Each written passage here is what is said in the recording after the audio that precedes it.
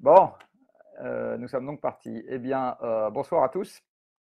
Merci de m'avoir envoyé toute une liste de questions, beaucoup trop longue pour ce que je vais pouvoir traiter.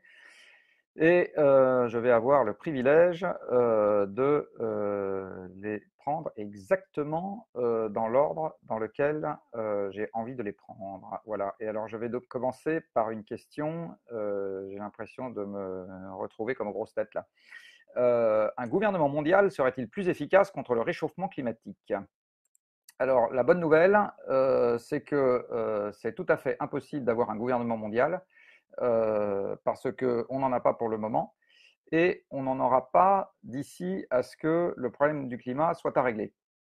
En fait, un gouvernement mondial, ça voudrait dire qu'il y a un processus qui fait qu'à un moment, la totalité des pays du monde sont régis par une seule entité. Historiquement, il n'y a eu que deux manières d'arriver à cela. C'est la guerre. Euh, voilà, donc on va dominer un pays et puis on en prend le contrôle. Ou bien les traités qui arrivent à donner un chef à quelque chose qui fonctionne sur un périmètre restreint. Par exemple, dans tout petit sous-ensemble, dans le domaine du commerce mondial, quand les pays s'accordent entre eux, à un moment, ils peuvent confier à un tribunal le soin de trancher les conflits en disant bah, si on n'est pas d'accord, il y a une instance supérieure, supranationale, qui va trancher le conflit pour nous. Mais c'est des cas de figure qui sont très restreints. Et malheureusement, depuis un traité célèbre qui s'appelle le traité de Westphalie, les États sont souverains, ce qui veut dire qu'en gros, ils font ce qu'ils veulent chez eux, sauf si on a les moyens de les envahir militairement pour les contraindre à faire autre chose. Donc très souvent, on a tendance à espérer pour régler un problème qui s'exerce effectivement à l'échelon mondial, le réchauffement climatique, on a tendance à espérer l'apparition d'une autorité mondiale qui pourrait quelque part avoir de l'influence ou de l'impact ou contraindre l'ensemble des acteurs à s'en sortir sans ça. C'est-à-dire qu'on devra régler le problème, si on arrive à le régler un jour, sans qu'on ait l'autorité supranationale en question. Après, il faut aussi voir que quand on rêve d'une autorité supranationale, elle peut être bonne ou elle peut être mauvaise. C'est-à-dire que s'il y en a une qui arrive un jour, elle ne sera pas nécessairement adaptée au problème à traiter. Ça fait partie des choses aussi que l'histoire nous enseigne. Si on prend l'exemple des Nations Unies et de la Convention cadre des Nations Unies sur le réchauffement climatique, c'est en fait quelque chose qui ressemble un peu à une assemblée de copropriétaires sans président et sans syndic. Enfin, si avec un président de circonstance, mais sans syndic. Donc en fait, c'est une instance qui n'a pas de chef, où chacun arrive en disant ce qu'il est prêt à faire et où on essaye après, par consensus, de se mettre d'accord dans un contexte dans lequel la seule chose qui est vraiment réglée, quelque part, c'est le temps de parole, mais rien d'autre. C'est la raison pour laquelle c'est très très difficile de faire émerger une action coordonnée et un peu volontaire de ce genre d'enceinte, où il y a une forme où en gros tout ce qui peut en sortir c'est des consensus mous. Et l'accord de Paris qu'on a célébré en grande pompe est quelque part quelque chose qui est une auberge espagnole. C'est-à-dire qu'on s'est mis d'accord sur le fait que chacun ferait ce qu'il a dit qu'il serait prêt à faire. Voilà, c'est ça en gros l'accord de Paris. Donc c'est pas voilà. Donc cette idée qui tenaille souvent les Français d'avoir un grand chef suprême qui serait bienveillant et qui serait capable de régler pour nous des problèmes qu'on n'a pas envie de régler, hélas, il va falloir faire ça. Alors, après, je vais prendre une question mignonne. Pourquoi n'êtes-vous pas ministre de l'écologie? Alors, ministre, c'est pas Dieu. Donc, un ministre de l'écologie, c'est quelqu'un qui est d'abord patron d'une administration. Le ministre de l'écologie, il a la tutelle aujourd'hui, enfin le périmètre du ministère de Hulot, il a la tutelle sur l'administration qui s'occupe de l'énergie.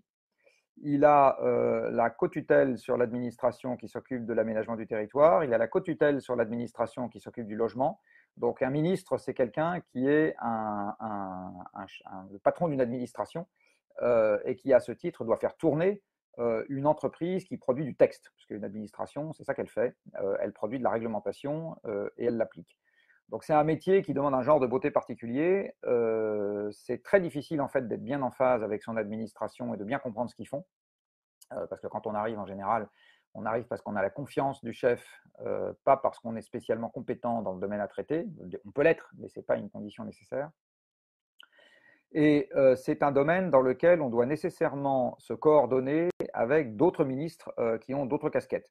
Il y a des réunions qui sont bien connues dans le monde ministériel, qui sont ce qu'on appelle les interministériels, qui sont des réunions qui sont faites pour que justement divers ministres se coordonnent, ou divers ministères se coordonnent quand il s'agit de prendre une décision sur un sujet donné. Et c'est là en général que se nouent que sont, alors selon qu'on est un peu caustique ou un peu bienveillant, la coordination ou les bras de fer, deux manières de dire ça, sur les décisions qui sont prises en commun. Donc ministre, c'est pas un domaine, c'est pas un job dans lequel on décide d'un truc et puis le truc se fait. Les lois sont votées par le Parlement, il faut le rappeler. Alors certes, en France, c'est le gouvernement qui a l'agenda du Parlement et c'est le gouvernement qui fait les projets de loi. Donc c'est clair qu'on peut faire énormément de choses, mais quand on est du côté de l'administration, mais c'est quand même pas ministre un job qui permet de régler tous les problèmes avec son seul angle de vue qui soit pris en compte par la collectivité. C'est pas exactement ça.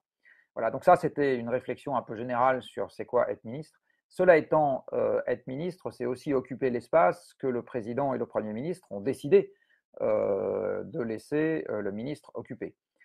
Donc il y a ce qu'il dit, après il y a ce qu'il peut effectivement faire. Et il se trouve que la question de la décarbonation de l'économie, si on prend, on prend le sujet, on va dire qui m'est cher, c'est un sujet holistique, c'est un sujet systémique, je ne sais pas comment il faut l'appeler, c'est un sujet qui touche à absolument tout ce qu'on fait autour de nous. Il y a une raison assez simple à ça, c'est que l'énergie étant par définition les flux physiques, s'occuper d'énergie, c'est s'occuper de tous les flux physiques qui font la société qui nous entoure. Donc, toucher à ce genre de choses, ça ne peut être qu'un programme présidentiel ou un programme européen, au sens de ça demande vraiment de toucher à tout partout. Et ce n'est pas quelque chose qui relève d'un ministre qui, lui, a un silo dans lequel il est prié de rester et de ne pas trop s'occuper de ce que sont ses copains. Donc, par exemple, l'agriculture est un domaine partagé. Par exemple, l'industrie est un domaine partagé. Par exemple, l'aménagement du territoire est un domaine partagé. Par exemple, la diplomatie est un domaine partagé. En l'occurrence, elle est très peu partagée par le ministre de l'Environnement. Et donc, la personne qui a vraiment la clé et qui est vraiment en mesure de décider que la colonne vertébrale, ça va être le retour au flux physique, ce n'est pas le ministre de l'Environnement, c'est le président. Donc, la bonne question à ce moment pourrait plutôt être, tout enflement de cheville mis à part, pourquoi est-ce que vous n'avez pas envie d'être président? Donc là, je pense que ceux qui ne sont pas en train d'éclater de rire pourront entendre le reste de la réponse. C'est évidemment quelque chose que je ferai peut-être dans une autre vie, mais sûrement pas dans celle-ci. Ça serait totalement ridicule de prétendre que je peux faire quoi que ce soit dans ce domaine-là. On peut tenter de lui parler au président et du reste au Shift, c'est ce qu'on essaye de faire au Shift Project. Donc de temps en temps, on essaye d'approcher l'administration élyséenne pour leur suggérer des choses qui nous paraissent pertinentes ou qui nous paraissent être de nature à changer le regard qu'on porte sur le problème qu'on traite. Mais il faut bien voir que c'est un travail de longue haleine et que, encore une fois, sur le fonctionnement de la démocratie, la personne qui a vraiment de la marge pour définir une ligne, c'est au niveau du président. Alors j'ai un petit regret avec notre président actuel, c'est que je pense qu'il est en train de rater le coche. Il avait, à mon sens, un boulevard pour faire quelque chose d'un peu disruptif au moment où il est arrivé, parce que toutes les conditions étaient réunies pour lui. Les conditions domestiques étaient réunies parce qu'il n'avait rien promis à personne, en gros. Il est arrivé parce que le précédent devait être sorti. Il a eu une chance absolument incroyable, ça a été les 10 petits nègres, parce que tous ces candidats sont morts ou se sont suicidés tout seuls, tous ses adversaires, pardon, les uns derrière les autres. Donc il est arrivé comme un ovni, il ne devait rien aux électeurs, encore une fois, il a fait extrêmement peu de promesses. Il ne devait rien à son propre parti, puisque son propre parti est sa création. Donc il n'avait pas les barons à qui il devait donner des sucettes, etc. Donc sur le plan intérieur, il était libre. Sur le plan européen, il était libre parce qu'il avait en face de lui une Grande-Bretagne en plein Brexit, donc qui n'est pas audible sur la scène européenne, une Allemagne et une Italie qui sont empêtrées dans leurs problèmes intérieurs, qui sont en train d'empirer et donc qui n'étaient que peu audibles aussi, et une chancelière allemande, d'abord en fin de mandat, puis aujourd'hui politiquement affaiblie, et enfin tous les autres pays sont des trop petits pays, les Pays-Bas, la Suède, etc. Donc il avait un boulevard pour proposer quelque chose d'un peu fort, d'un peu lisible et qui tourne autour du projet dans une Europe qui cherche désespérément un projet et où mes concitoyens aujourd'hui se contrefoutent de savoir qu'on va faire 3 ou 2 ou 5 ou 3 ou 3,2% de déficit budgétaire. C'est pas ça qui les fait se lever le matin. Enfin, il avait un boulevard sur la scène internationale parce que Trump avait dit ce problème-là ne m'intéresse pas, cette grille de lecture qui est le retour à la physique ne m'intéresse pas, donc je laisse ce fauteuil-là aux autres. Et donc Macron pouvait faire ce qu'il a fait dans le domaine de la recherche, mais c'est un tout petit morceau de ce qu'il pouvait faire par ailleurs. Macron pouvait faire une OPA sur toutes les forces vives américaines qui avaient envie d'avancer dans le bon sens. Le Japon est très peu présent sur la scène diplomatique internationale, donc ce n'était pas eux qui auraient envie d'entraîner le monde dans quelque chose. Voilà, ils s'occupent de leurs problèmes. Les seuls compétiteurs véritables, c'était les Chinois. Donc Macron, il pouvait démarrer ce projet et entraîner derrière lui tout un tas de pays dans le monde et autour d'un projet, je le redis, et derrière commencer à discuter avec les Chinois. Alors, la limite à ça, c'était qu'il faut faire de la pédagogie. On n'arrive pas à entraîner les Français dans cette direction sans faire de la pédagogie. Donc, il faut travailler le fond. Voilà. Donc, ça, c'est quand même une limite. Mais enfin, c'est vraiment dommage qu'il ait, à mon sens, raté cette opportunité parce que je ne suis pas sûr que cet alignement de planète va se représenter une deuxième fois dans les années qui viennent.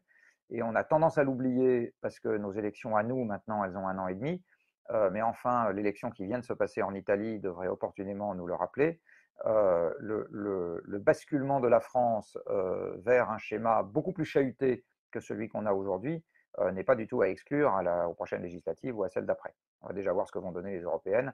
Ce n'est pas complètement sûr qu'elles entraînent l'Europe vers plus de cohésion et un projet qui fasse sens. Voilà, donc c'était cette longue digression derrière pourquoi est-ce que je ne suis pas président, Premier ministre. La bonne réponse, c'est président français avec derrière lui des troupes et une vraie vision. Il y a 6 mois, c'était une vraie opportunité, mais clairement, je serais fou, mégalomane ou ce qu'on veut si je pensais que je dois aller jouer dans cette cour de récréation. Voilà, il y a plein de questions qui arrivent par la messagerie. Alors, je suis désolé, je vais être un tout petit peu légitimiste, puisqu'il y avait des tas de questions qui étaient arrivées avant. Alors, j'en prendrai peut-être dans la messagerie si j'arrive à suivre le fil de la discussion. Tiens, je vais prendre une question amusante, enfin pas amusante du tout du reste. Est-ce que les pics des combustibles fossiles sont susceptibles de nous prémunir contre les pires scénarios du GIEC? Alors, la réponse est oui, mais ce n'est pas une bonne nouvelle. Aujourd'hui, ce qui fait fonctionner le monde, c'est l'approvisionnement, enfin, c'est ce qui est nécessaire, plus exactement. Hein, une des choses qui sont nécessaires au fonctionnement du monde qui nous entoure, c'est l'approvisionnement en combustibles fossiles, parce que c'est ces énergies disponibles à la demande qui ne dépendent ni du lieu, c'est-à-dire qu'on peut avoir des combustibles fossiles dans tout endroit de la planète, on peut les transporter jusqu'à tout endroit de la planète, qui s'affranchissent des conditions climatiques et géologiques du lieu. C'est-à-dire qu'on peut avoir des énergies fossiles, qu'il y ait des montagnes ou pas, alors qu'il faut des montagnes pour des barrages, qu'il y ait du vent ou pas, qu'il y ait du soleil ou pas, qu'il fasse chaud ou qu'il fasse froid.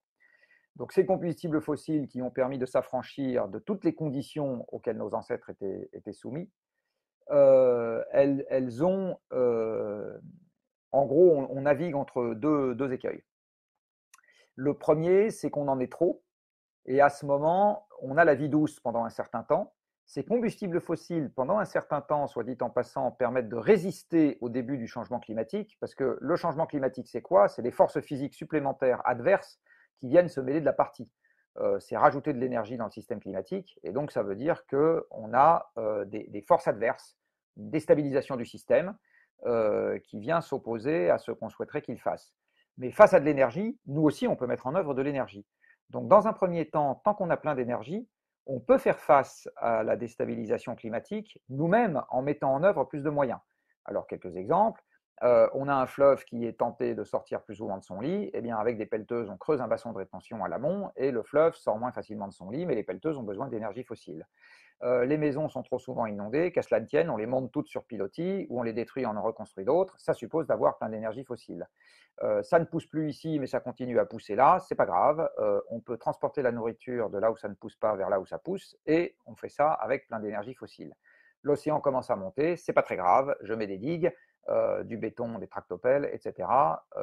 Voilà, donc d'une manière générale, et puis l'énergie fossile permet d'alimenter des systèmes de communication qui permettent de bien se coordonner et de se coordonner rapidement.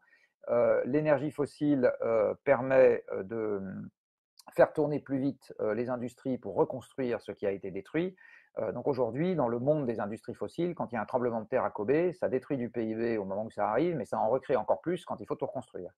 Donc dans le monde de l'abondance, et en particulier de l'abondance énergétique, avoir un début de changement climatique, le grand paradoxe, c'est que c'est même pas peur, et en plus, ça fait du PIB, parce que casser et reconstruire, ça fait du PIB. Donc c'est très paradoxal. Voilà, c'est le paradoxe du PIB bien connu aussi sur les accidents de la route, les tremblements de terre, etc.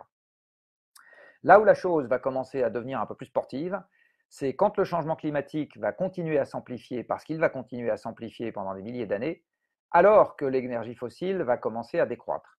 Alors, pourquoi est-ce que l'énergie fossile va s'amplifier pendant des milliers d'années, le changement climatique va s'amplifier pendant des milliers d'années?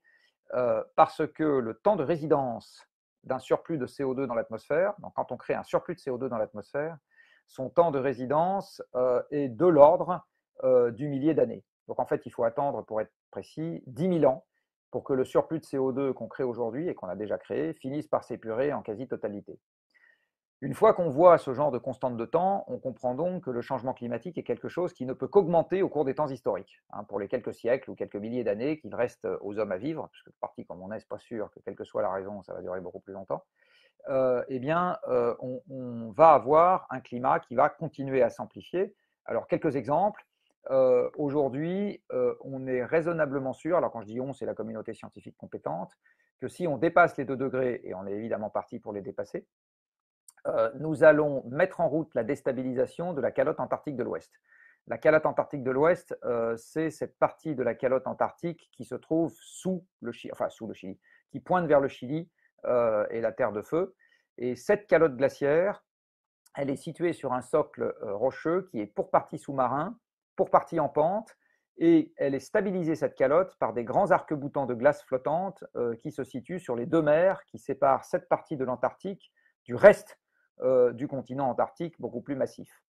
Cette calotte, elle pourrait être déstabilisée par un début de réchauffement climatique, et une fois que la déstabilisation est enclenchée, il y a des processus d'amplification, ce qu'on appelle des rétroactions positives, qui font que la fonte et la désagrégation ne s'arrêtent plus. Donc une fois que ça a commencé, ça ne s'arrête plus jusqu'à la prochaine entrée en glaciation, si elle arrive un jour. Et la désagrégation et la fonte de cette calotte, c'est 6 mètres d'eau en plus pour l'océan mondial. Et donc, il y a une publication qui est parue en 2016 dans Nature qui dit qu'au-dessus de 2 degrés, que, encore une fois, on est parti pour franchir allègrement, eh bien, cette calotte sera déstabilisée et donc l'océan montera de quelques mètres en quelques siècles à cause de la désagrégation de cette calotte. On a le même problème sur le Groenland, qui est parti pour fondre en partie ou en totalité dans les siècles qui viennent, et plus la dilatation de l'eau de mer. Donc, on voit que, par exemple, sur le millier d'années qui vient, et éventuellement les milliers d'années qui viennent, l'océan va continuer à répondre à la perturbation qu'on a déjà faite dans l'atmosphère de façon inexorable.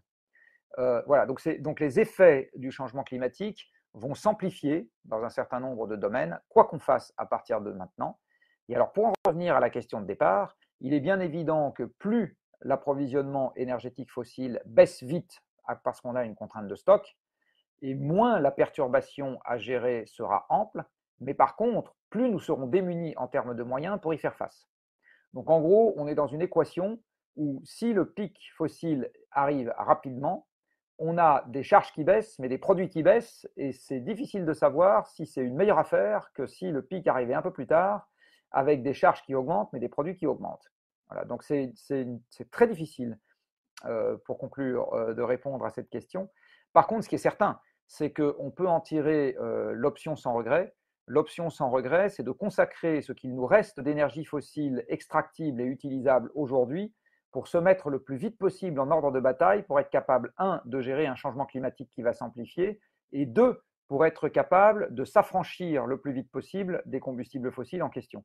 Dit autrement, si les combustibles fossiles qui restent, je les utilise plutôt pour faire des pompes à chaleur, des centrales nucléaires, des éoliennes, de la laine de verre et des trains, c'est mieux que si je les utilise pour continuer à faire voler des avions. Voilà, c'est ça, ça c'est absolument certain. quelle que soit l'option qu'on puisse prendre sur la date à laquelle il y aura le pic fossile. Alors, la question suivante est due à Monsieur Hamold. Quelle orientation de carrière conseilleriez-vous aux jeunes diplômés qui souhaitent avoir le maximum d'impact sur la mise en place de la transition écologique? Eh bien, la réponse est que je n'en sais rien. Je vais être un tout petit peu plus sérieux quand même. Pour être capable d'influer sur le système, quand on est dans une entreprise ou quand on est dans une administration, parce que finalement c'est ça une orientation de carrière où on souhaite faire quelque chose, il faut réunir deux caractéristiques. Il faut connaître le métier de l'entreprise dans laquelle on est, parce que si on ne connaît pas le métier de l'entreprise, on ne sait pas ce qu'elle peut faire d'utile ou de nuisible. Et par ailleurs, en interne, on n'a pas de légitimité pour parler aux autres personnes qui y travaillent et essayer de les convaincre. Il faut savoir qu'une entreprise, c'est malheureusement pas quelque chose d'homogène. C'est une communauté de personnes. Ces gens sont d'âges divers, de sexes divers, même si le nombre de valeurs est limité à 2. Ils sont de fonctions diverses, ils sont éventuellement d'origine culturelle et d'origine nationale diverses. Et donc, faire fonctionner une entreprise, c'est faire fonctionner un attelage qui n'est pas nécessairement, en fait, qui n'est jamais totalement homogène. Même dans les deux modestes entreprises que je pilote ou copilote, qui sont de Shift Project d'une part et Carbon 4 de l'autre, c'est-à-dire on va dire 45 personnes et 10 de chaque côté, les gens ne sont pas homogènes. C'est probable qu'ils ne votent pas de la même façon, c'est probable qu'ils n'ont pas les mêmes goûts, les mêmes couleurs. Donc pour être capable de faire bouger les choses dans une entreprise, il faut être capable de faire de la pédagogie interne. Et pour faire de la pédagogie interne, il faut à la fois avoir le respect de ceux qui font des choses opérationnelles, donc il faut être capable de parler de leur métier, et il faut avoir une idée, des idées concrètes sur ce que l'entreprise peut faire de différent. Et pour réunir ces deux caractéristiques-là, il faut connaître le métier de l'entreprise. Et malheureusement, c'est pour ça qu'on appelle, enfin, pour dire que les gens ont de l'expérience, quand on rentre dans une entreprise, on ne connaît pas son métier. La deuxième chose qu'il faut avoir, et alors ça, j'ai envie de dire, c'est l'option sans regret pour les jeunes, c'est qu'il faut comprendre de quel problème on parle. Donc là, quelle que soit la façon de se sentir utile dans une entreprise ou dans une administration ou dans une association pour faire avancer Schmilblick, de toute façon, ce n'est pas du temps de perdu d'avoir bien compris de quoi on parle en ce qui concerne le problème, parce que très souvent, vous allez en plus trouver dans les entreprises des gens qui n'ont pas envie de changer la manière dont ils fonctionnent, parce qu'on a tous un côté un peu flemmard, et si on peut procrastiner, faire ça demain, c'est quand même mieux. Et donc, il va falloir être capable de bien argumenter sur le problème à traiter pour résister aux premières objections qui vont vous arriver, qui seront qu'il y a de très bonnes raisons de ne pas changer ce qu'on est en train de faire.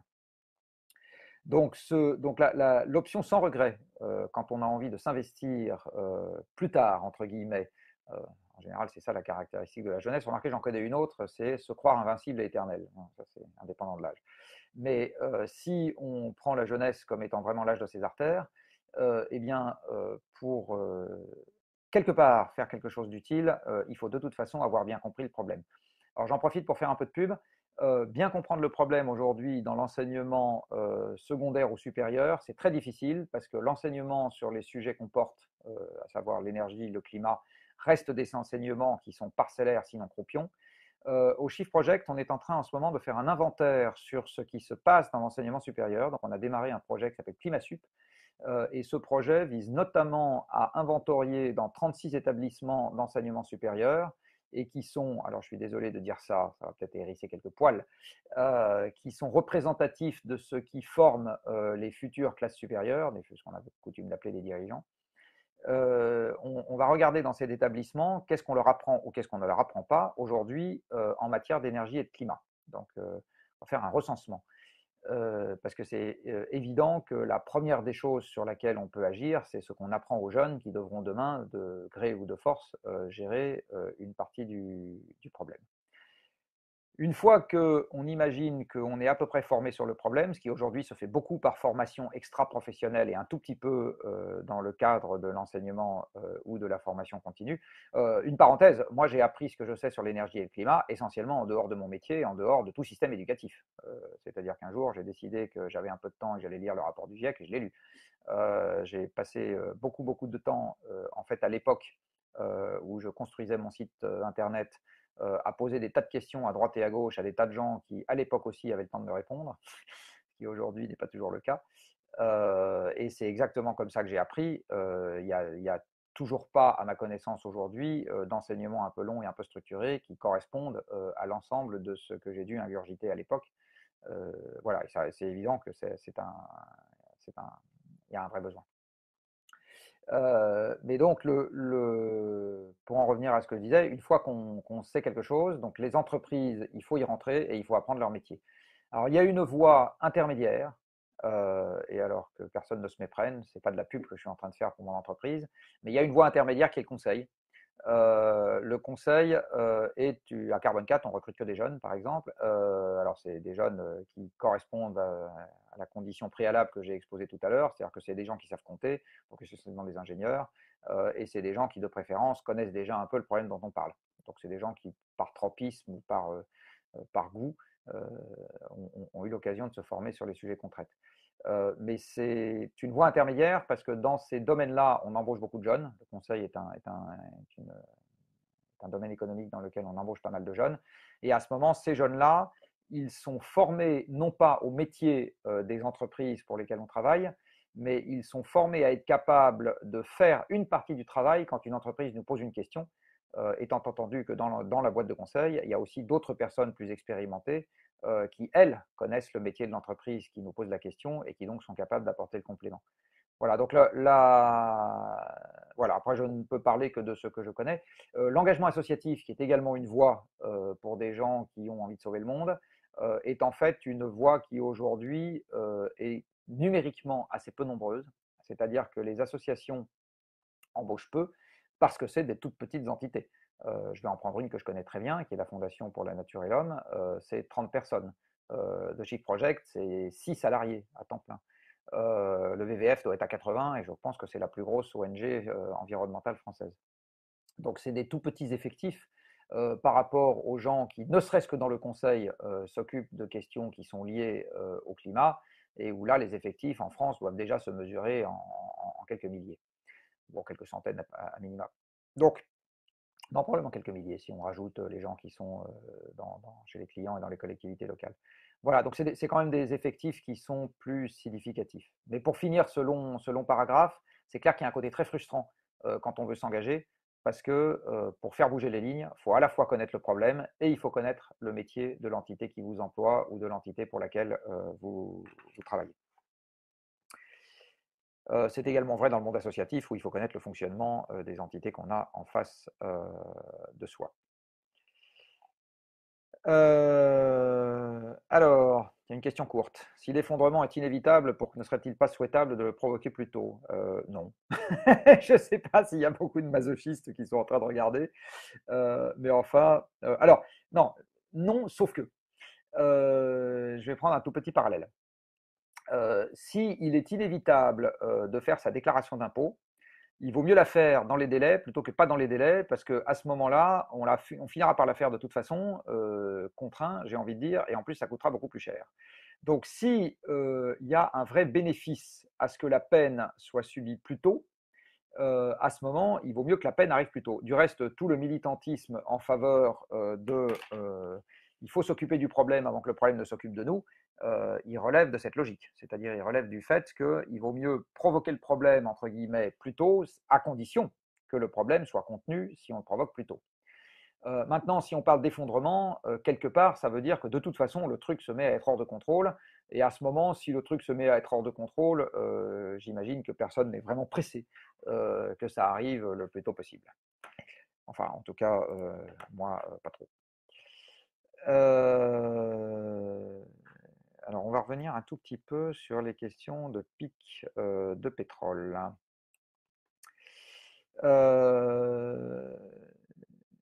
Et il y en avait avait une qui me plaisait bien là. Ah oui. Pourquoi est-ce que la contrainte énergétique ne ne se traduit pas par un prix? Alors c'est une excellente question et ça c'est une question qu'on me pose assez souvent, en particulier dans le monde économique. Donc dans le monde économique, il y a très souvent la question qui est si on manque de quelque chose, eh bien très logiquement, on devrait voir ce manque dans le fait que le prix augmente. Alors c'est vrai, sauf que c'est faux. La partie qui est vraie, c'est que quand le pétrole, qui est effectivement une commodité vendue sur un marché, voit la quantité qui est physiquement accessible diminuer, à ce moment, on se met effectivement à avoir transitoirement un prix qui augmente. Alors ce transitoire, c'est 1 an, 2 ans, 3 ans. C'est-à-dire qu'on a ce qu'on appelle un choc. Après le choc, on peut continuer à manquer de pétrole physiquement et pourtant le prix se casse la figure. Alors qu'est-ce que ça veut dire qu'on manque de pétrole? Ça veut dire qu'il n'y en a toujours pas assez pour que l'économie revienne à son état précédent. Je répète, pour ceux d'entre vous qui ne le savaient pas déjà, que le fait de manquer, pardon, que l'économie voit le manque de pétrole à travers une baisse du PIB, parce que quand on manque de pétrole, en fait, ça veut dire que la quantité de machines qui fonctionnent au pétrole devient moins importante. Chaque machine fonctionne moins ou il y a moins de machines qui fonctionnent. Les machines qui fonctionnent au pétrole sont pour beaucoup des machines à déplacer des personnes et des marchandises, c'est-à-dire les machines qui permettent l'interconnexion de toutes les unités productives du système mondial. Et donc, si on a moins de pétrole, c'est moins bien interconnecté. Et même si les unités locales peuvent produire, on ne peut plus assurer la communication aussi bien entre unités et donc la production globale baisse. Parce qu'il n'y a pas un système économique aujourd'hui, il n'y a pas une chaîne d'approvisionnement, ce que les anglo-saxons nomment pompeusement supply chain, il n'y a pas une chaîne de cette nature qui peut fonctionner aujourd'hui sans moyen de transport, et dit autrement, sans camion, sans bateau, et plus marginalement sans avion. Et il n'y a pas un système, une entreprise de grande taille qui peut fonctionner sans voiture. Donc, s'il y a moins de pétrole, dans un premier temps, comme c'est une commodité vendue sur les marchés, je vois son prix qui augmente. Mais dans un deuxième temps, comme j'en ai physiquement pas assez pour faire fonctionner toutes les machines, la production se casse la figure, donc le PIB baisse. Et si le PIB baisse, comme le PIB, c'est la valeur de la production, mais c'est aussi la somme des revenus par construction, eh bien, les revenus des gens baissent. Et si les revenus des gens baissent, eh bien, ils vont avoir un peu moins envie d'acheter du pétrole. Et donc, à ce moment, même s'il n'y en a pas plus à offrir, le prix du pétrole baisse. Donc, et il peut baisser ce prix du pétrole simplement par effet de baisse du PIB et pas du tout parce que l'approvisionnement pétrolier est revenu à la quantité qui était la sienne avant. On a très bien vu ça au moment du premier choc pétrolier, c'est-à-dire que le premier choc pétrolier a correspondu à une augmentation très violente du prix du pétrole alors que la production mondiale de pétrole augmentait de 8% par an. Et derrière le choc pétrolier, la production mondiale de pétrole s'est mise à augmenter de 1% par an en moyenne, et pourtant, les prix sont redescendus. Donc, on avait déjà un stress relatif, c'était un stress relatif, ça augmentait moins vite, et pourtant, ça n'a pas conduit le prix du pétrole à retrouver périodiquement les niveaux de prix du choc pétrolier. Il s'est passé autre chose. Alors en fait, ce qui s'est passé, dans ma vision du monde, c'est la création de la dette. Mais voilà, c'est plus long à expliquer. Et puis, on a eu un deuxième choc pétrolier en 2005. Donc, en 2005, ce n'est pas un changement de dérivé, enfin, c'est de nouveau un changement de dérivé. C'est-à-dire que le pétrole a augmenté de 1% par an en moyenne et il s'est mis à augmenter de zéro. Or, shale oil, la production mondiale de pétrole stagne et hors shale oil et tar sands, donc sable bitumineux, elle a plutôt tendance à légèrement s'éroder, ce qui est la cause du déclin de l'approvisionnement pétrolier européen à partir de 2006, soit dit en passant. Parce qu'on est en concurrence avec les pays émergents qui en prennent une part plus importante par le jeu de mécanismes économiques que je n'ai pas encore compris. Donc ça, je n'ai pas d'explication à proposer. Je sais juste qu'ils en prennent une part plus importante. Et donc, du coup, si l'approvisionnement mondial est stable, eh bien, les pays de l'OCDE en prennent moins. C'est valable même pour les États-Unis, dont l'approvisionnement énergétique est en contraction depuis le milieu des années 2000, comme chez nous. Alors, une fois que j'ai dit ça, on comprend bien que la pénurie, je le redis, elle peut s'appliquer de manière physique sans que pour autant ça se traduise dans les prix. Alors maintenant, question, pourquoi ça s'applique de manière physique? La réponse, c'est que le pétrole doit nécessairement passer par un pic, et donc ça peut aussi bien être maintenant. Ça, c'est la réponse un peu bête. La réponse plus complète, et elle est en lien avec une autre question qui a été posée sur le peak oil, c'est-à-dire c'est quand la date du peak oil? La date du peak oil, c'est la date à laquelle l'approvisionnement pétrolier mondial passera par un maximum absolu, c'est-à-dire qu'il passera par le plus haut qu'il n'atteindra jamais, et puis derrière, il n'y retournera plus jamais, jamais, jamais. Comment est-ce qu'on peut essayer de dire à quel moment ça arrivera? Eh bien, on peut essayer de le dire en connaissant approximativement la quantité totale de pétrole qu'on peut extraire du sol. Alors, cette quantité totale de pétrole qu'on peut extraire du sol, sa connaissance augmente nécessairement avec le temps. Ça augmente nécessairement avec le temps parce que euh,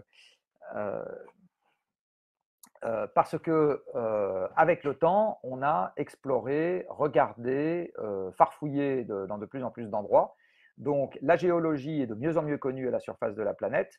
Il y a de plus en plus d'endroits où il y a eu de la sismique et des forages d'exploration. Forage d'exploration dont je rappelle qu'aujourd'hui, il n'y en a qu'un sur 6 qui est conclusif, c'est-à-dire que quand on se dit il y a peut-être du pétrole là et on va faire un forage d'exploration, en gros, c'est 1 sur 6 qui dit oui, oui, il y a bien du pétrole. Mais donc, on connaît de mieux en mieux la géologie mondiale, et donc on a une idée, on étant la communauté des géologues pétroliers, de meilleure avec le temps de la quantité totale qui peut être extraite. Alors, une fois qu'on sait que la quantité totale, elle est extraite, c'est les mathématiques qui s'appliquent. Les mathématiques vous disent que quand un cumul dans le temps, il est limité à une valeur qui est donnée, entre moins l'infini et plus l'infini, c'est-à-dire entre le début des temps et la nuit des temps, on va dire, ou entre la nuit des temps et la fin des temps, je ne sais pas comment il faut dire. Eh bien, les mathématiques vous permettent de donner approximativement la date du maximum à une condition qui est importante, c'est que la courbe d'extraction, elle soit, alors pas totalement symétrique, mais à peu près symétrique. C'est-à-dire que la forme de la montée en puissance de la production mondiale ne soit pas très différente de la vitesse de décrue. À ce moment, on donne à peu près une date au maximum. Il y a quelque chose qui vient compliquer l'équation dans les périodes récentes, c'est que les statistiques sur le pétrole ont tendance à compter avec le temps des choses qui deviennent un peu différentes. Il y a 40 ans, on extrayait de terre surtout du pétrole. Quand on trouvait du gaz, ce n'était pas intéressant, on ne s'en occupait pas. Quand on trouvait du gaz dissous dans le pétrole, on le laissait partir dans l'atmosphère sans le récupérer. Et donc, ce qui finissait par rentrer dans les pipelines, en entrée des raffineries, là où on commence à compter, c'était vraiment du pétrole.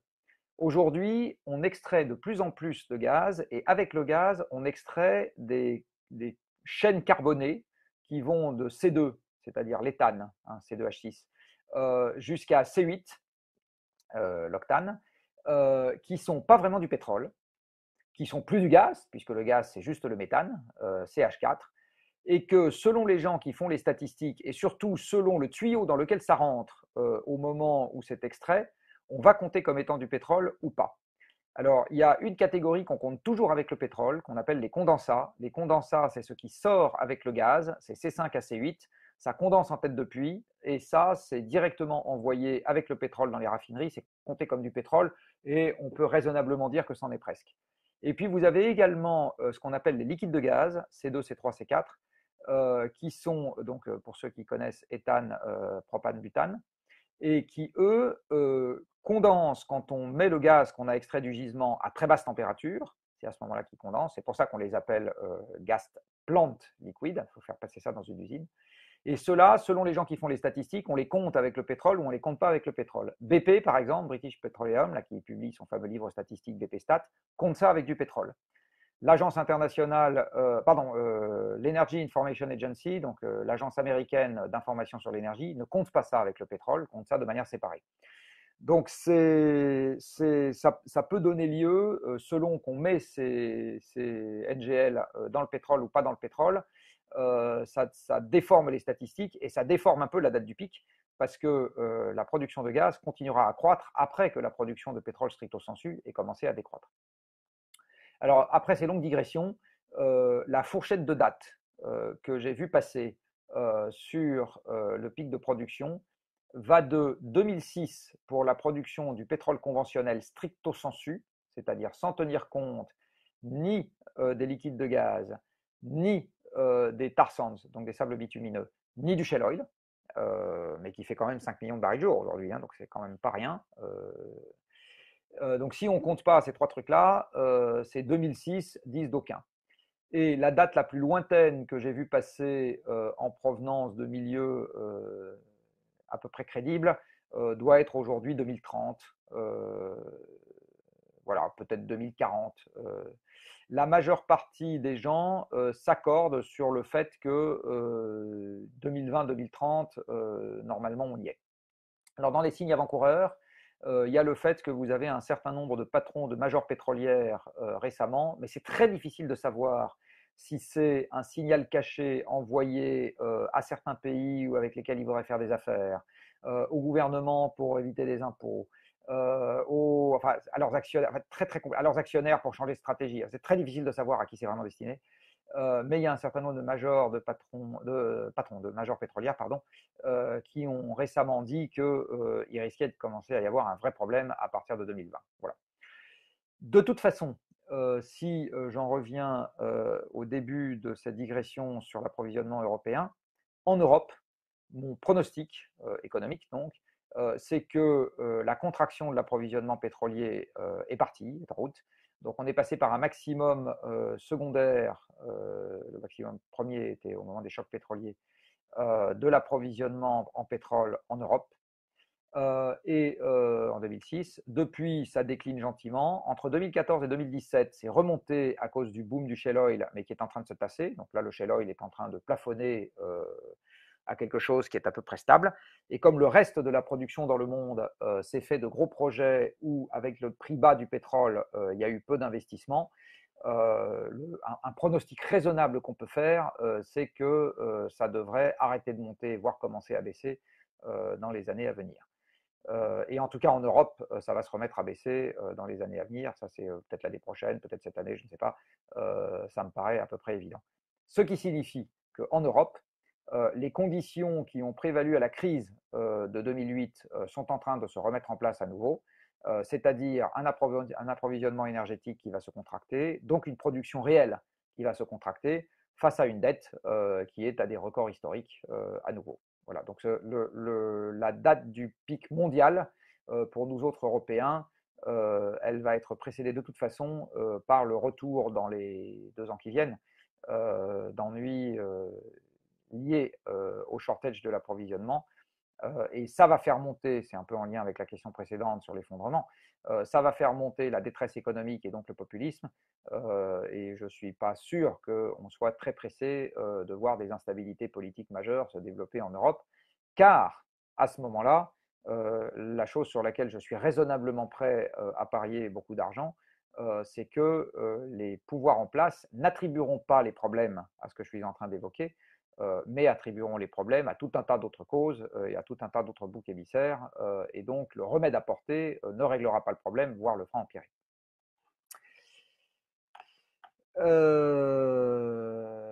Alors, seriez-vous favorable à un rationnement des énergies fossiles? La réponse est oui. La taxe carbone, c'est exactement ça. La taxe carbone, c'est un rationnement des énergies fossiles. Alors, il y a 2 manières, ou plus exactement 3 manières de rationner les énergies fossiles. Il y a une manière qui est par les prix. Donc ça, c'est le principe de la taxe carbone. Je fais monter les prix et puis du coup, les gens sont obligés d'en consommer un peu moins. Alors l'argument en faveur de ce truc-là, c'est que c'est efficace si on fait monter suffisamment les prix. L'argument en défaveur de ce truc-là, c'est que ça n'est pas ciblé. Dit autrement, les pauvres et les riches sont obligés de s'adapter tous les deux de manière égale, j'ai envie de dire.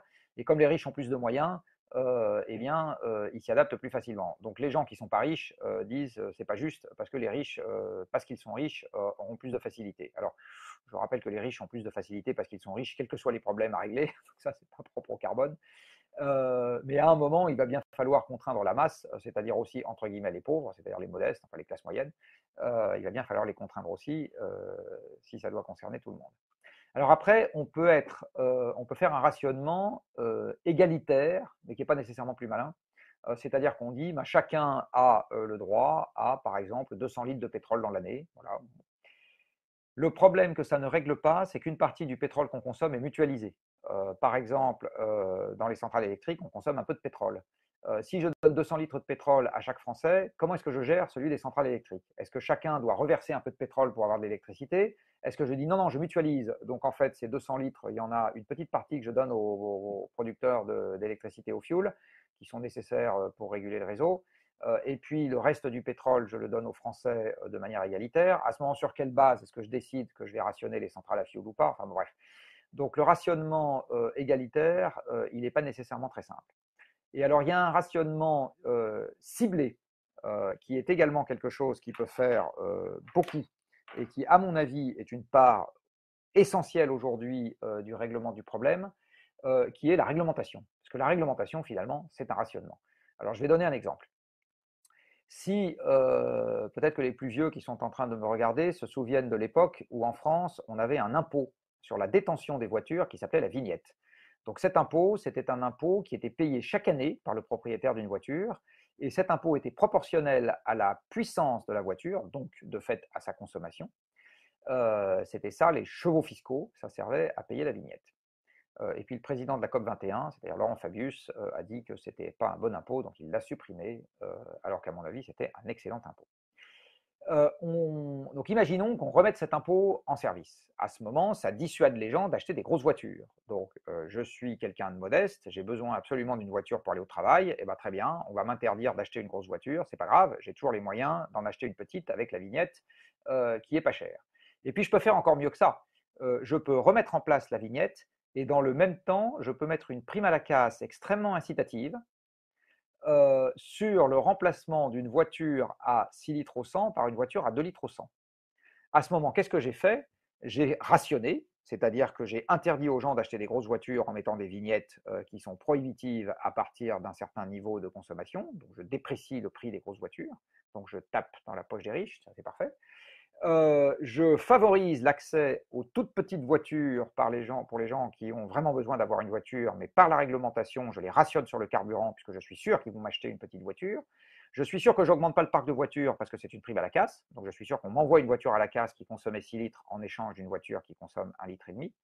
Donc voilà un dispositif dans lequel j'ai organisé le rationnement du pétrole, mais si je n'ai pas dit des bêtises grosses comme moi à l'instant, j'ai essayé de l'organiser de manière intelligente. C'est-à-dire que c'est un rationnement qui est socialement supportable, qui n'est pas disruptif pour les gens qui ont vraiment besoin d'aller à 20 bornes de chez eux parce que c'est là qu'est leur boulot et qu'ils n'en changeront pas facilement, etc., etc. Et j'ai quand même rationné le pétrole. Je vais donner un autre exemple. Je peux décider qu'à partir de maintenant, toute personne qui a une chaudière qui casse et qui la remplace doit la remplacer par une pompe à chaleur. Voilà. Rationnement aussi, du gaz et du pétrole. Après, je peux très bien organiser ce rationnement, soit en le laissant à la charge du propriétaire de la chaudière. Donc ça, c'est, tu avais prévu de partir en vacances, tu ne partiras pas en vacances, tu vas changer ta chaudière. Tu avais prévu d'acheter des pulls et de faire des soldes, non, tu ne vas pas faire les soldes, tu vas changer ta chaudière. Voilà, donc je peux très bien dire c'est à la charge du propriétaire. Ou bien je peux considérer que l'enjeu est suffisamment important pour la collectivité pour que la collectivité aide ça. Là, je vais recycler un de mes chiffres favoris que certains d'entre vous ont peut-être déjà entendu citer, mais que faire un plaisir de citer une fois de plus.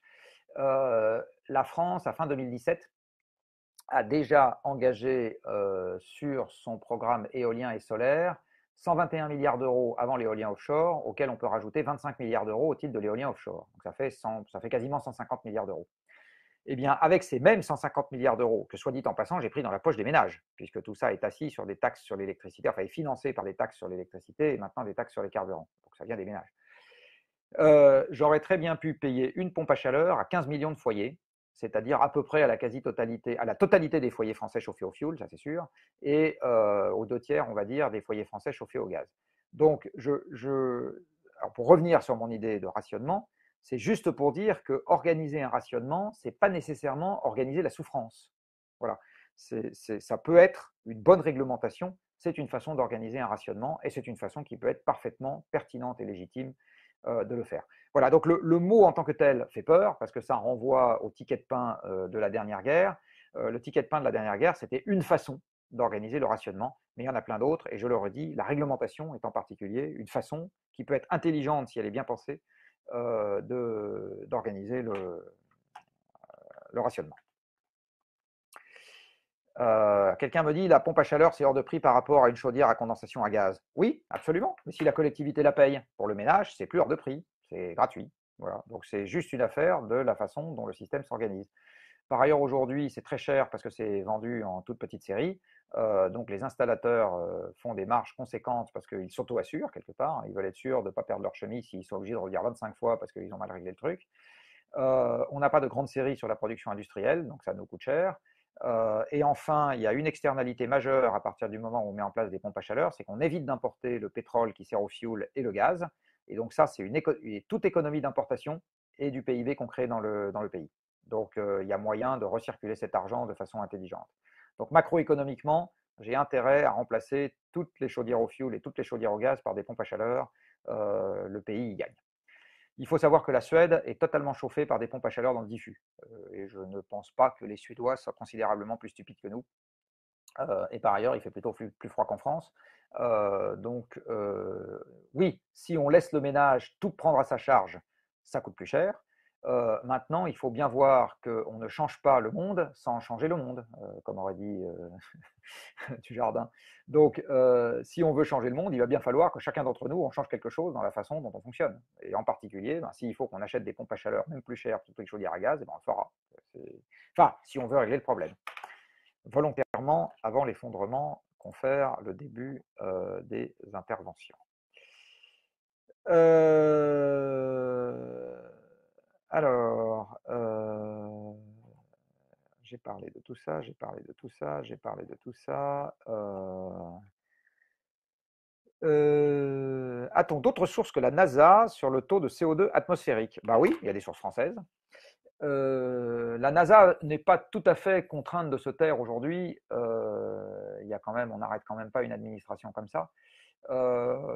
Trump a essayé de mettre à la tête de la NASA quelqu'un qui était soi-disant, enfin qui est présenté comme climato-sceptique. Alors, ce qui est sûr, c'est que ça va avoir un impact sur les budgets. Ce qui est sûr aussi, c'est que ça ne conduit pas les scientifiques qui publient à changer leur publication demain matin, ni les appareils qui fonctionnent en ce moment à arrêter de fonctionner demain matin. Donc les mesures en continu qui sont faites par les observatoires pilotés par la NASA ne vont pas s'arrêter demain matin. Mais maintenant, il y a beaucoup d'autres endroits où on mesure le CO2 en continu. Donc là, la France a une station de mesure en continu dans les terres australes, je ne sais plus où exactement. Terre Adélie, je crois, je ne sais plus. Et puis il y a d'autres pays qui mesurent le CO2 en continu dans l'atmosphère. On en a plein à droite et à gauche. Donc heureusement, on ne dépend plus de la NASA pour mesurer ce genre de choses uniquement. Cela étant, mesurer le CO2 en continu aujourd'hui, je vais être un peu taquin, c'est utile pour mesurer le CO2, c'est devenu inutile pour passer à l'action. C'est-à-dire que pour passer à l'action, aujourd'hui, le problème, c'est plus de mesurer le CO2, dont on constate qu'il monte et on connaît les processus à l'œuvre et on sait qu'il va continuer à monter tant qu'on émettra plus que ce que les puits peuvent absorber. La vraie question aujourd'hui, c'est passer à l'action. Et alors, du coup, on peut en tirer une question supplémentaire qui est: est-ce que le fait de voir le CO2 monter conduit les gens à passer à l'action? Et malheureusement, j'ai peur que non. J'ai peur que non, parce que si ça devait être le cas, ça serait déjà visible. C'est-à-dire qu'on passerait déjà à l'action dans les faits. J'ai vérifié une statistique il y a peu qui m'a évidemment rendu un peu chagrin et que j'ai posté sur LinkedIn, donc je suis désolé, encore des GAFA, il n'y a pas plus tard que 2 jours, où j'ai remarqué que la fraction d'électricité non fossile dans le monde, qui était de 36% en 1985 et de 35% aujourd'hui. Donc en fait, ça fait 30 ans qu'on voit le CO2 monter dans l'atmosphère, et même avant, puisque là, c'est 1958, et ça fait 30 ans que la proportion d'électricité fossile dans la production mondiale est restée la même. Le charbon est resté le même, il est toujours à 38%. Le pétrole est descendu, le gaz est monté, donc ça fait un peu moins par kilowattheure, mais globalement, c'est négligeable. Donc les trois énergies fossiles qui ont le plus augmenté, enfin les trois énergies pardon, qui ont le plus augmenté sur les 15 dernières années, c'est les trois énergies fossiles, charbon, pétrole, gaz. Donc c'est pas, enfin dans l'autre sens, charbon, gaz, pétrole. Donc c'est malheureusement le fait de voir le CO2 monter dans l'atmosphère n'a pas d'effet discernable. Alors je vais aller un cran plus loin et revenir à la démocratie. J'ai fini par me faire à la conclusion, triste mais malheureusement réaliste, que le climat est au mieux un sous-produit d'une action qui a un but de plus court terme. On s'occupe du climat en Chine parce que les gens ne respirent plus dans les villes à cause des particules. On ne s'occupe pas du climat en Chine parce que ça va désertifier l'Amazonie. Les Chinois ne se préoccupent pas plus que nous de ce problème-là. on s'occupe du climat, on va dire, dans un pays quand les effets du changement climatique commencent à devenir visibles, mais à ce moment, il est trop tard, puisque ça va continuer à s'amplifier. Et ce qu'il faut pour qu'on s'occupe correctement du climat, c'est que les acteurs qui ont un intérêt de court terme à ce qu'on s'en occupe, notamment parce qu'ils vendent quelque chose qui est utile, euh, comprennent ou qu'on leur fasse de la place pour une raison qui n'est pas nécessairement celle du climat. Alors je vais prendre un cas de figure qui est notre cher pays. Notre cher pays importe la totalité de ses combustibles fossiles. Donc à chaque fois que je suis capable de rendre un service au pays en important moins de combustibles fossiles, de rendre le même service, eh bien, j'ai amélioré la balance commerciale et de ce fait, j'ai créé de l'emploi en France. Donc voilà une bonne raison de s'occuper du climat, c'est qu'à chaque fois que je baisse les importations de combustibles fossiles, je crée de l'emploi à service constant. Donc si je remplace des voitures à 6 litres par des voitures à 2 litres, vendues au même prix parce qu'elles sont plus sophistiquées, plus chères, plus légères en matériaux, puis poète, etc., eh bien, pas nécessairement aussi lourdes et aussi puissantes, mais quand même vendues au même prix, eh bien, je crée de l'emploi en France. Donc, or, la création d'emplois, ça c'est un problème de court terme. Dans toutes les démocraties, c'est un problème de court terme.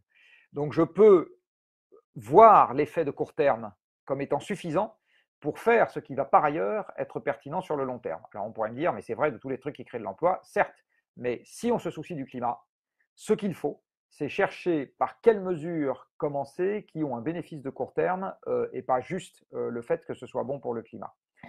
Autre exemple, passer d'une centrale à charbon à soit un barrage, soit une centrale nucléaire, soit des éoliennes, eh bien, ça diminue la quantité de particules fines qui se baladent dans l'atmosphère. Ça, c'est un bénéfice de court terme. Donc ça, les gens peuvent y être sensibles.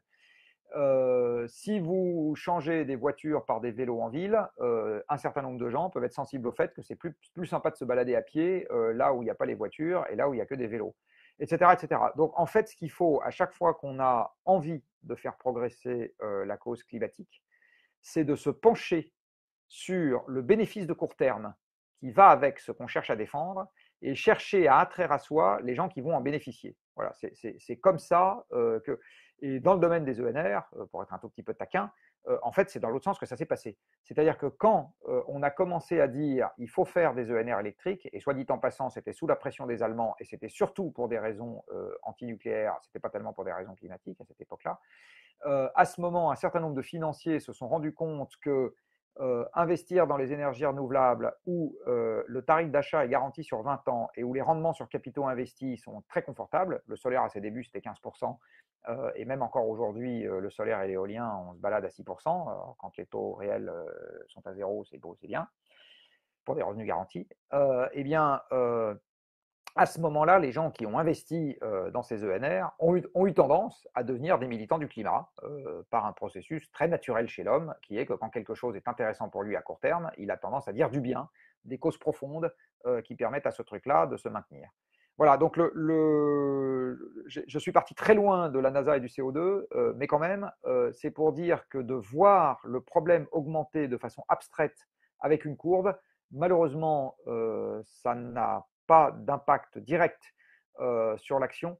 Ce qui a un impact direct sur l'action, et du reste c'était une autre question qui était posée, c'est d'arriver à rassembler un groupe croissant de gens qui ont envie qu'on le fasse parce qu'eux en retirent par ailleurs un bénéfice de court terme. C'est soit dit en passant très exactement la façon dont on a essayé d'organiser les gens qui financent le shift, c'est-à-dire qu'on essaye de se faire financer par des entreprises qui ont manifestement un bénéfice de court terme à ce que le problème soit mieux pris en compte. C'est pour ça qu'on est financé par des gens qui font avancer des trains, qui s'occupent d'électricité, qui posent de la laine de verre ou qui font avancer. Oui, c'est à peu près ça. On pourrait avoir des gens qui vendent des vélos, des gens qui, voilà. Après, il y a une question de masse financière, mais c'est dans l'esprit, c'est exactement ça. Donc, voilà, donc ce qui va pousser les gens à l'action, je le dis, c'est l'identification des bénéfices de court terme de l'action elle-même. Et ce n'est pas malheureusement le fait d'avoir un indicateur abstrait qui marque le problème, sans compter que la concentration en CO2, de façon très directe, elle ne tue personne. C'est-à-dire que pour le moment, les concentrations en CO2, la concentration en CO2 dans l'atmosphère n'est pas encore montée à un niveau qui présenterait une gêne pour le métabolisme des êtres vivants. Il y a un niveau où ça devient franchement gênant. Alors, j'ai vu passer qu'à 1000 ppm, ça commençait à devenir gênant pour les mammifères. Je ne sais pas. Je dois dire que ça fait longtemps que j'ai pas regardé ça. Ce qui est sûr, c'est qu'à quelques pourcents de l'air, là, on commence vraiment à avoir des effets extrêmement délétères. Mais au niveau auquel on est, 400 ppm, c'est pas gênant pour le métabolisme des mammifères.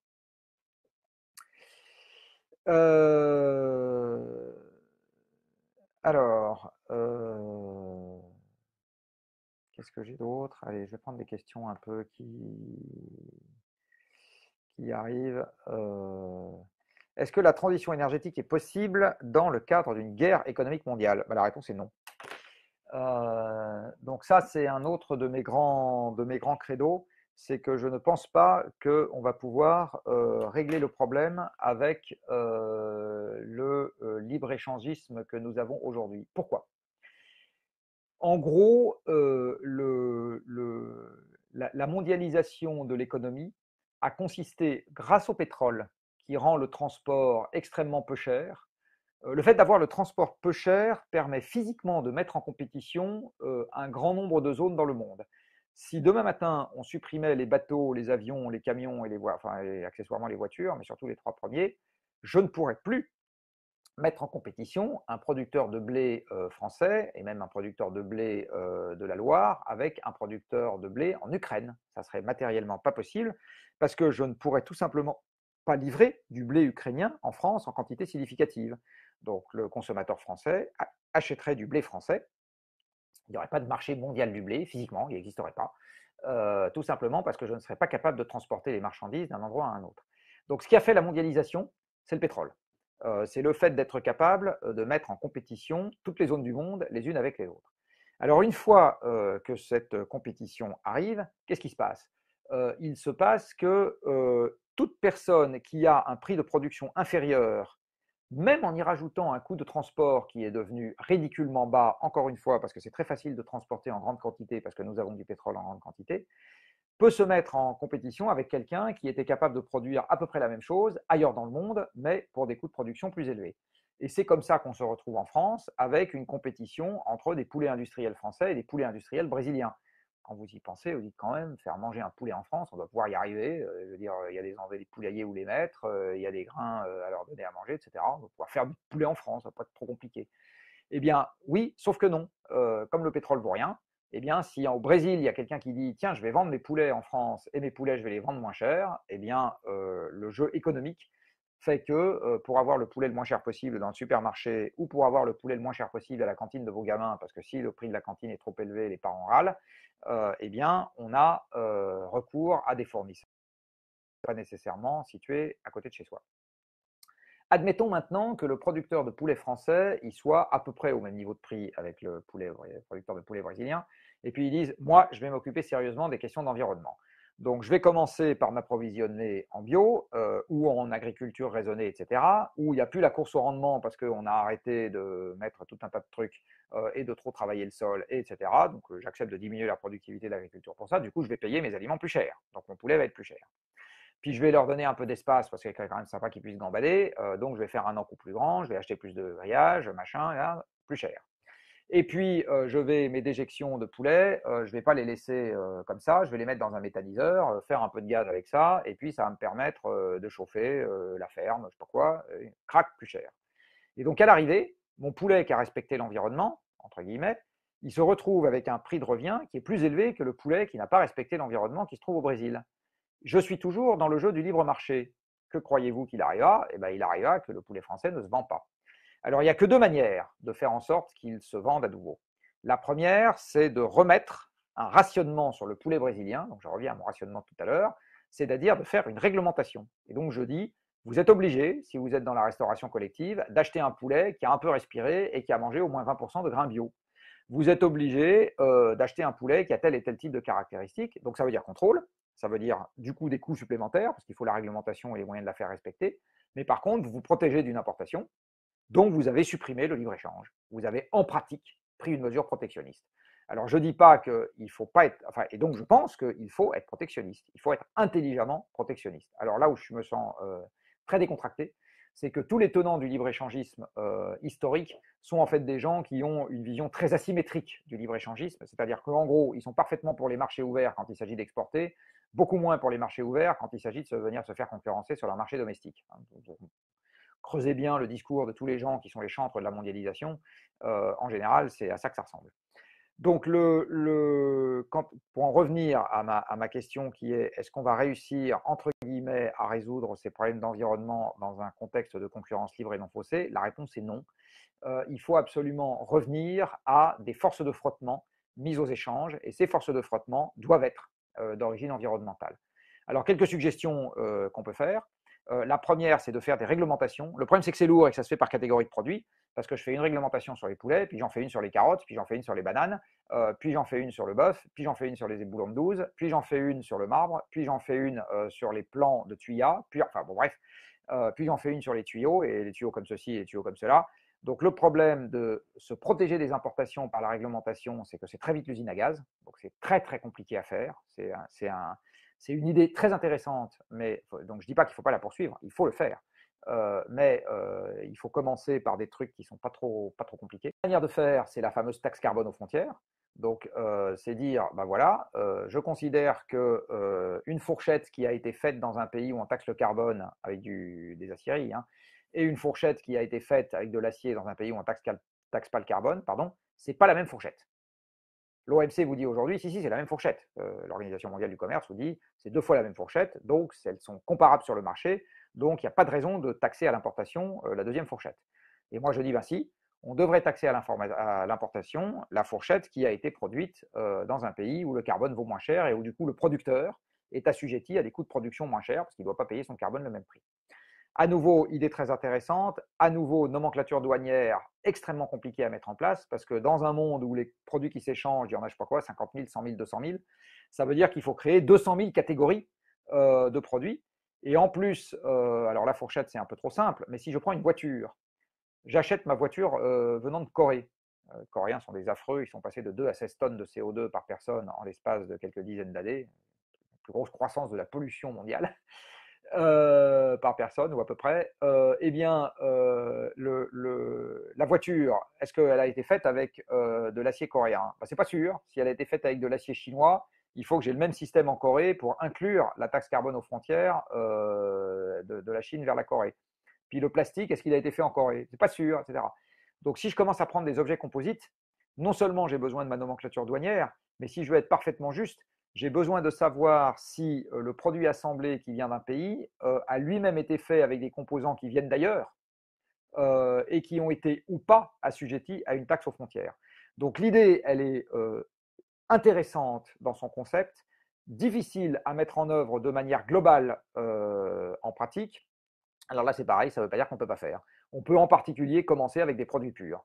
Quand vous faites du ciment, de l'acier, de l'éthylène, donc un certain nombre de commodités qui sont issues de l'industrie lourde, là, vous êtes au tout début de la chaîne de fabrication, donc vous avez une ou deux étapes avant que le produit soit importé. Et là, on a quelque chose sur lequel on peut parfaitement asseoir une taxe qui ne sera pas trop injuste dans son principe. On peut encore mettre des protections avec d'autres types, par exemple avec de la propriété intellectuelle. Alors, sur quoi est-ce que vous avez de la propriété intellectuelle en France? Sur le fromage. Donc, nous avons, comme vous le savez, plus de fromage que de jours dans l'année dans notre pays. Et il est interdit de faire du comté ailleurs que dans le pays où on fait du comté, non pas la comté des hobbits, du comté. Et si vous voulez faire un fromage à pâte cuite ailleurs que dans la région où on fait, dans l'AOC comté en France, bah, ça ne peut pas s'appeler comté. Donc, si vous voulez vendre du comté en France, vous êtes obligé d'avoir des vaches comme ceci qui mangent du foin, enfin de l'herbe plutôt, dans un endroit qui est géographiquement délimité. Eh bien, ça, c'est une réglementation protectrice. Alors, on pourrait multiplier. Là aussi, c'est quelque chose qui permet de se protéger contre les importations. C'est vrai dans le domaine agricole en particulier. Donc, si on veut augmenter l'agriculture de qualité, c'était une des propositions du Shift portée au moment du manifeste pour décarboner l'Europe. Je vous invite, si vous ne l'avez pas encore vu, à aller ou retourner sur le site du manifeste du Shift pour décarboner l'Europe, qui est decarbonizeeurope.org, avec un seul E au milieu, donc decarbonizeeurope.org.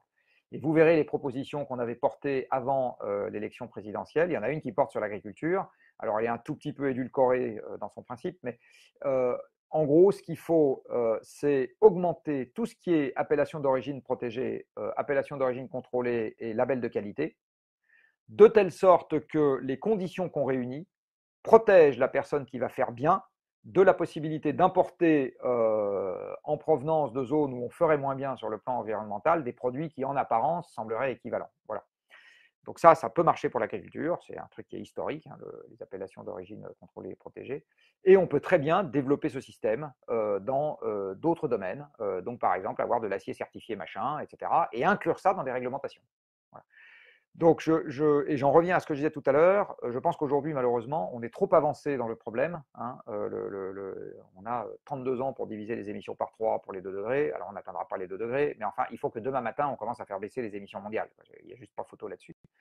Et à ce moment-là, le problème est trop avancé, donc on n'a plus le temps d'avoir une taxe qui monte graduellement. C'est malheureusement trop tard.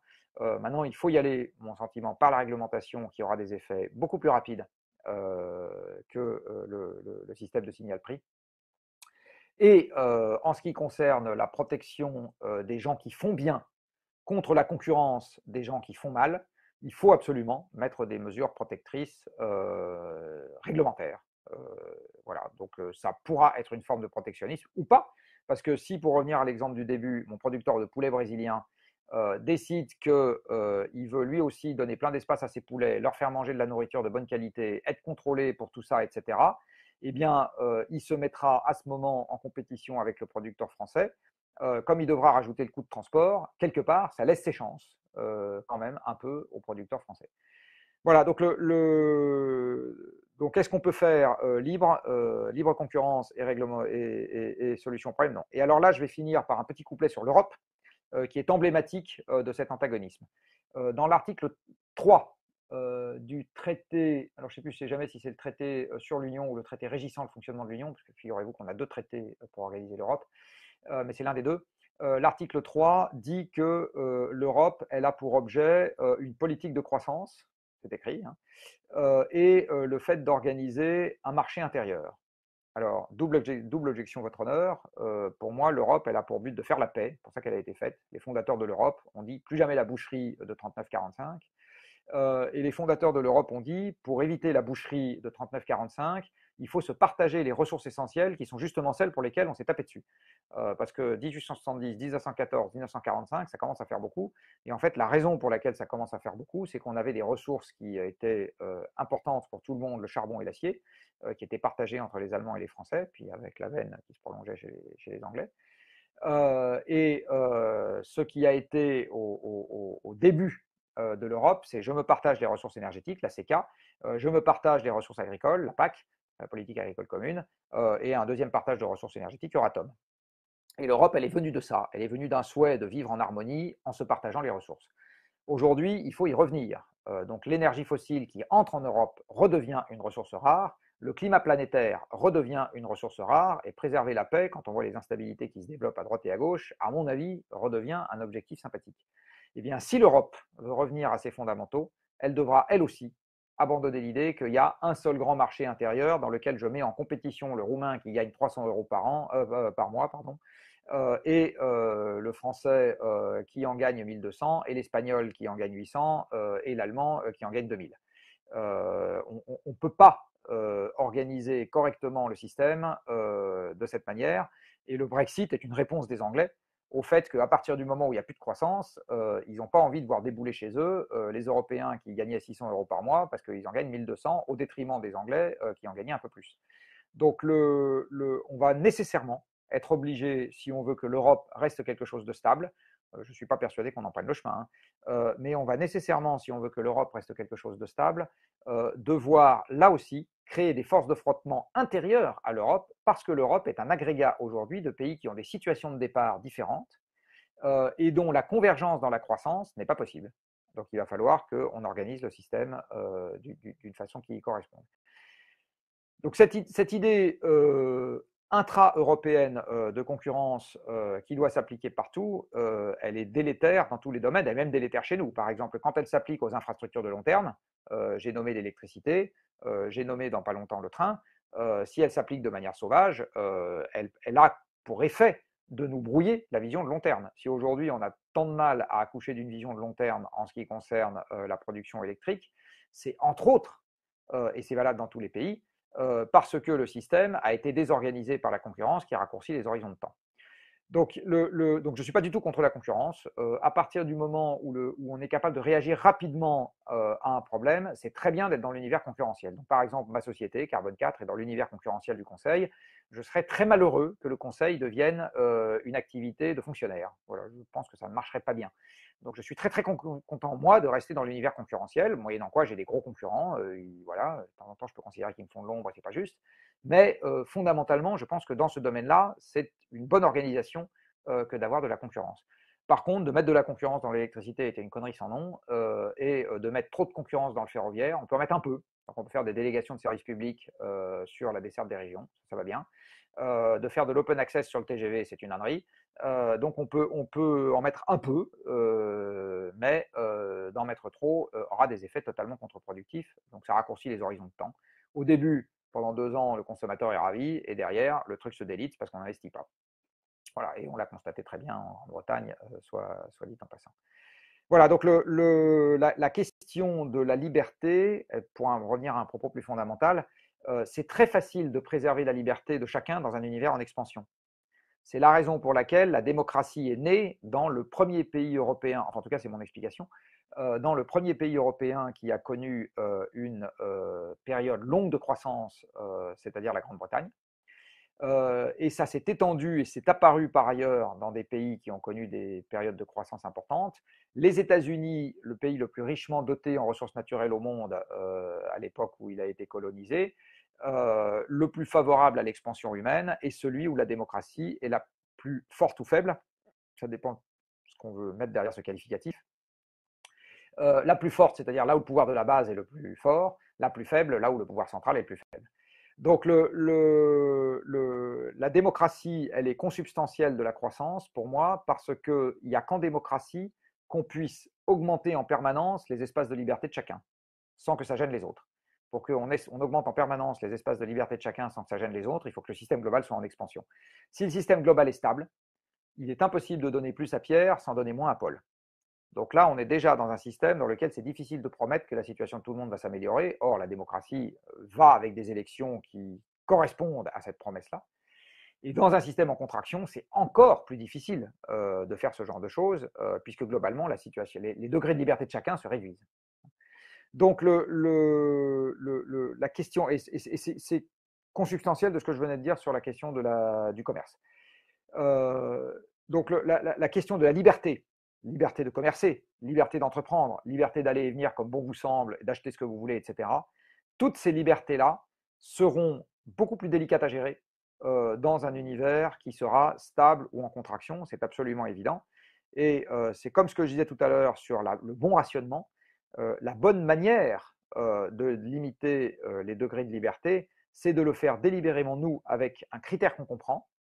Et donc, pour en revenir à ce que je disais tout à l'heure, freiner les échanges au nom de la préservation de l'actif naturel qui s'appelle la planète Terre et de son climat à peu près stable jusqu'à maintenant et qui va se déstabiliser de plus en plus, ce n'est pas nécessairement un mauvais arbitrage. Alors, là je vois hello tout le monde. Donc hello tout le monde, ce n'est pas une question.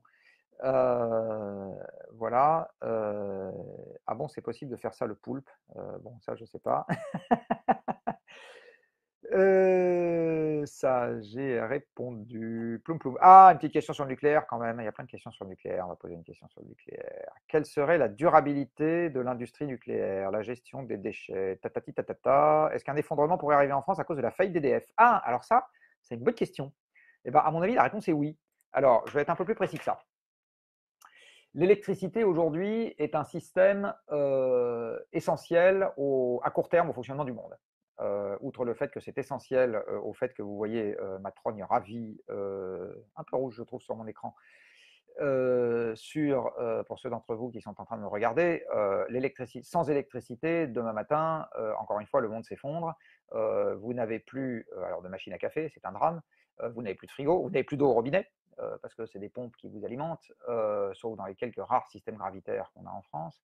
vous n'avez plus de transport en commun pour aller au travail, du reste, vous n'avez plus de travail parce que vous n'avez plus de système de communication, vous n'avez plus de banque, donc vous n'avez plus d'argent, vous n'êtes plus payé, voilà. Les magasins ne fonctionnent plus parce qu'ils n'ont pas de caisse enregistreuse, donc ils ne vous vendront rien, etc., etc. Donc, plus d'électricité demain matin, le monde s'arrête. Et du reste, quand on regarde la corrélation que certains d'entre vous connaissent bien, énergie-PIB, donc si vous ne la connaissez pas, vous allez sur mon site, vous regardez qu'est-ce que l'énergie exactement et vous verrez la corrélation dont je veux parler, eh bien, elle est encore plus rectiligne, si tant est que ce soit possible, sur électricité-PIB. C'est-à-dire, la correspondance électricité-PIB est une droite absolument parfaite dans tous les pays dans lesquels j'ai regardé ça à peu de choses près. Donc ça veut dire que si demain matin, l'approvisionnement électrique devait se retrouver rapidement contraint à la baisse pour une raison indépendante de notre volonté, eh bien nous aurions instantanément une contraction économique d'ampleur presque équivalente. Alors, ce n'est pas aussi simple que ça. Les Japonais ont montré qu'après Fukushima, ils étaient capables de survivre à une baisse de la production électrique de 10 ou 15%. Alors, les réacteurs nucléaires faisaient 30. Vous allez me dire, pourquoi est-ce que ça n'a pas baissé de 30? Ça n'a pas baissé de 30 parce qu'ils avaient par ailleurs un parc de centrales fossiles dont le facteur de charge a instantanément augmenté, en particulier les centrales à gaz et à pétrole. C'est très très net maintenant que j'ai des statistiques sur l'approvisionnement électrique par type d'énergie primaire pour plein de pays dans le monde. Cette marge de manœuvre a permis au Japon de compenser quasiment instantanément la baisse de l'approvisionnement électrique. Donc c'est très net sur les courbes de production. Donc en fait, ils ont eu quelques pourcents de la baisse de l'approvisionnement globalement, mais pas plus.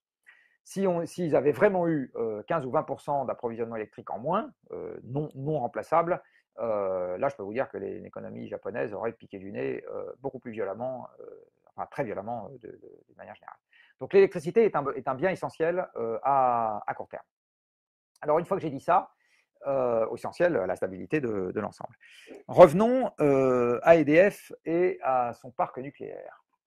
En ce moment, ce qui est en train de se passer, c'est qu'on est en train de créer une instabilité sur le parc nucléaire qui est d'augmenter ses charges et de baisser ses recettes.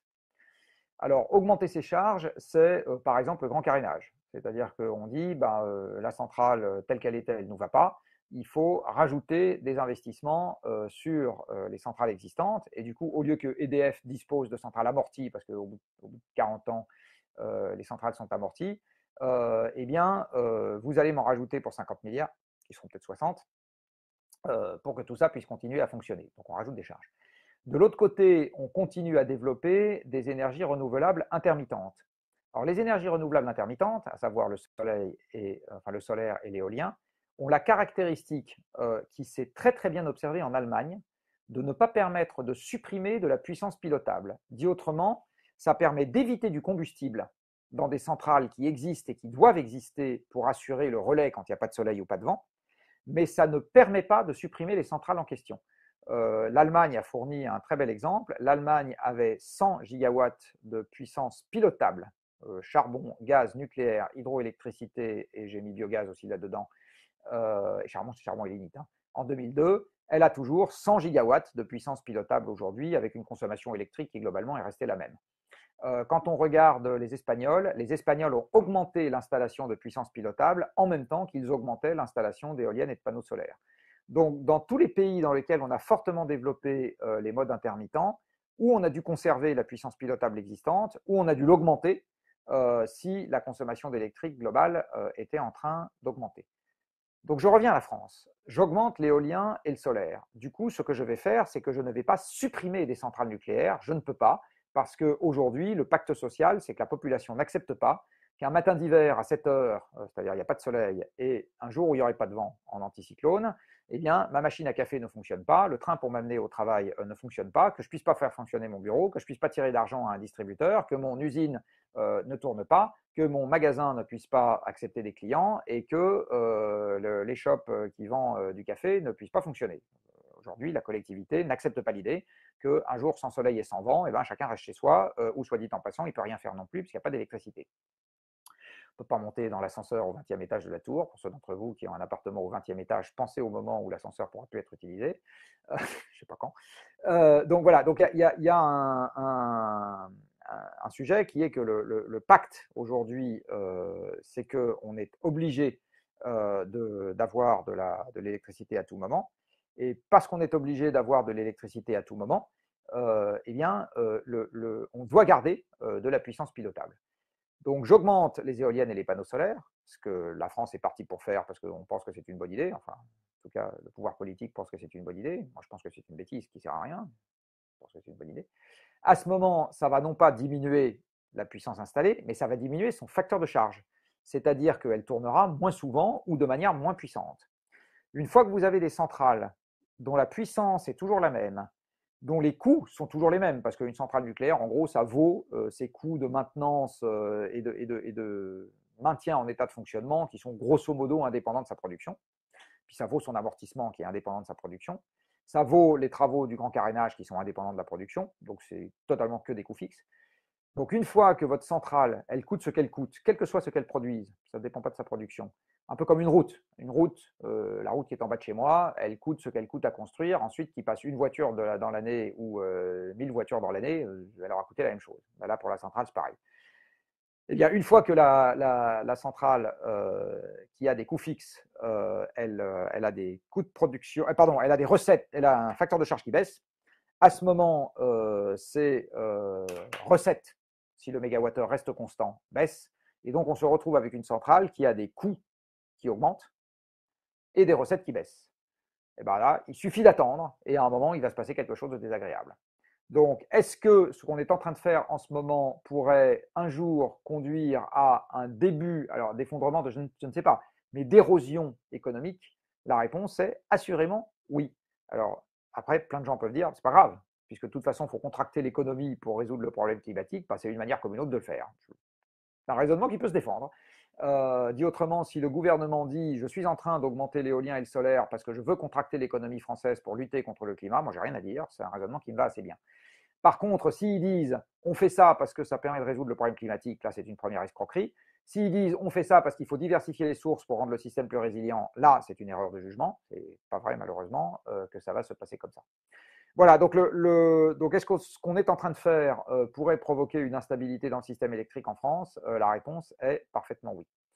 Après, est-ce que plus largement, c'est une bonne idée ou pas de se passer du nucléaire pour résoudre le problème climatique? Mon analyse, c'est non. Et alors, je vais vous donner un parallèle qui vaut ce qui vaut. Si vous êtes en train d'avoir une bactérie et de développer une septicémie, est-ce que c'est une bonne idée de ne pas prendre des antibiotiques au motif que ça pourrait vous donner des problèmes gastriques et des problèmes intestinaux et une éruption cutanée, le tout étant non mortel? La réponse est non. C'est un mauvais arbitrage de ne pas le faire.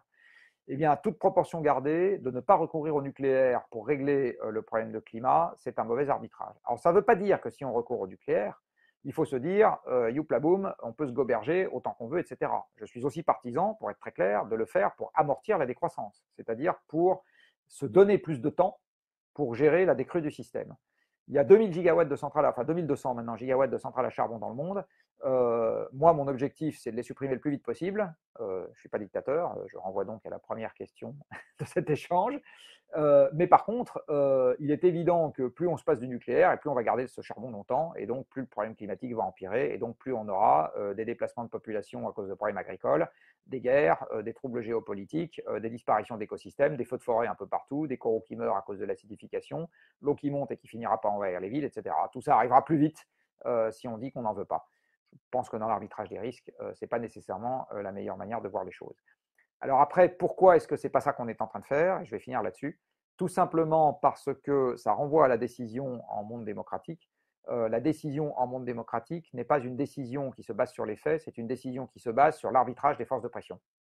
Donc tous les gens qui m'écoutent en ce moment et qui pensent qu'on est en train de faire le mauvais arbitrage en disant je mets mon argent dans des éoliennes et des panneaux solaires, beaucoup d'argent, 150 milliards, encore une fois, on n'est pas en train de parler de cacahuètes, pour faire baisser l'approvisionnement nucléaire, c'est un mauvais arbitrage, alors qu'on pourrait mettre cet argent dans des trains, de la laine de verre, des pompes à chaleur, du biogaz et des subventions aux agriculteurs pour qu'ils fassent moins de vaches et de meilleure qualité. eh bien, je les invite à s'exprimer de cette manière sur tous les sites de débat qui sont ouverts, éventuellement en contribuant aux travaux du Shift, éventuellement en relayant ce genre d'informations. Voilà, si vous adhérez au fait qu'il est urgent dans un système qui est au bord de l'effondrement de bien ranger les marges de manœuvre dans le bon ordre, je vous invite à le faire savoir partout où vous pourrez autour de vous. Et là-dessus, je vais vous dire bonsoir. Vous avez pu constater que je ne me suis même pas levé pour allumer la lumière. Et donc, il commence à se faire tard. Je vous souhaite une très bonne fin de soirée. Merci pour ceux qui sont restés jusqu'à maintenant. Je vois qu'il y a des messages qui arrivent avec des petites bulles. Là, c'est très joli et très poétique. Et donc, à une prochaine fois, j'espère. Au revoir.